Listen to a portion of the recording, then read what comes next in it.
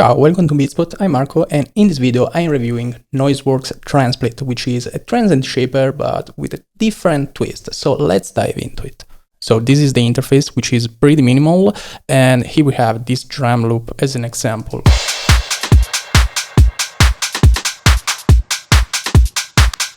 Okay, as you can see, we have the transient and the sustain. So the transient is yellow and the sustain is blue. And so the main thing about this plugin is that we have this slider, and here we have 100% transients and 100% sustains. So this plugin, instead of being a crank or attenuate the attack or the sustain, just kind of fades in between the two. So we have the two components that are being detected by the plugin, and we can decide how much we want to isolate or focus on one or the other. So let's listen to it.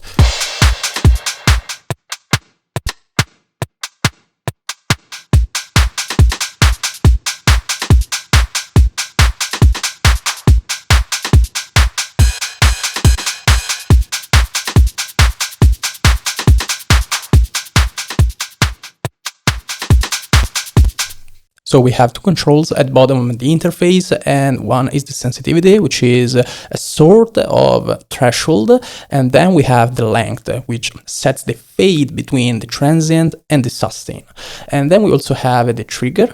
So basically we are telling the plugin if we want to focus on the bass, on the full spectrum, or the highs only. So let's see how different behaviors sound.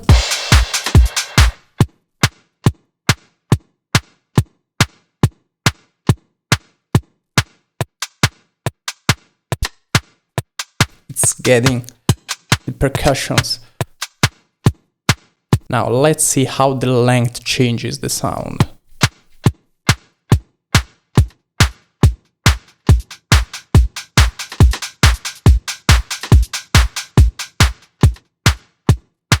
And the same thing happens for the sustain. So we just have a fade in this case.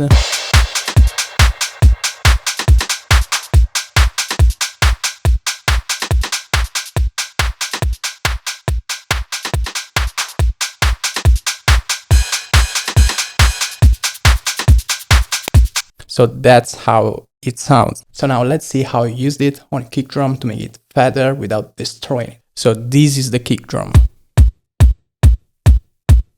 And then I applied some processing because I wanted the tail to be fatter, to kind of cut through the mix and carry some more low-end energy. So this is how it sounds.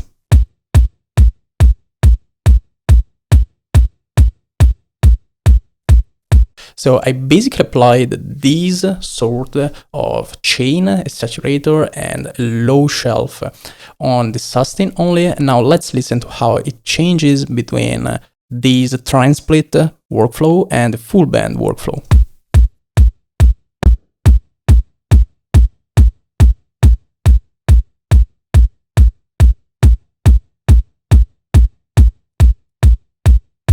So the transplit workflow sounds cleaner because we're not affecting with the saturator the transient. So let's listen to how the different part sounds. So this is the transient. And that's it. Then I have the sustain.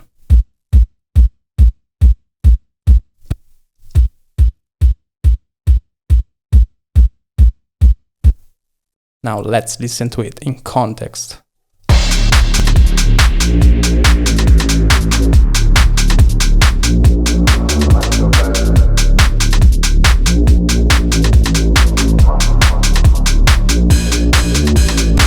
So it's definitely carrying some more low-end energy without destroying the kick. So now let's see how I used it on the cymbals group. So these are the cymbals.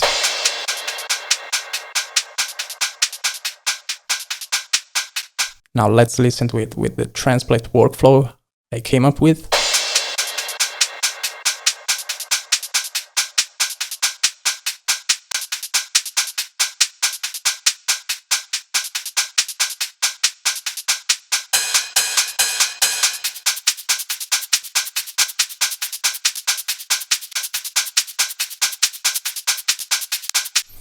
So as you can see, the Transplit version sounds cleaner, bright, it's not harsh as the full band one, and this was just an high shelf boost, and I wanted just the tail to be a bit brighter to have some more air, but applying that kind of processing to the transients as well meant having some more harshness in the whole mix. That's something I wanted to avoid, and to do this I should kind of use Transplit or use some sort of dynamic processing while having the high shelf being all the time up boosted and ducked at each time the transient is kicking in. So that's not even guaranteed to sound well, and that doesn't allow me to do some more stuff like adding some more room with the reverb, doing some sort of creative stuff with bit crushing on the tails only, or whatever. You can be really creative, especially when it comes to drums with this plugin. So that's it for this plugin. Here we have just some presets, but I guess that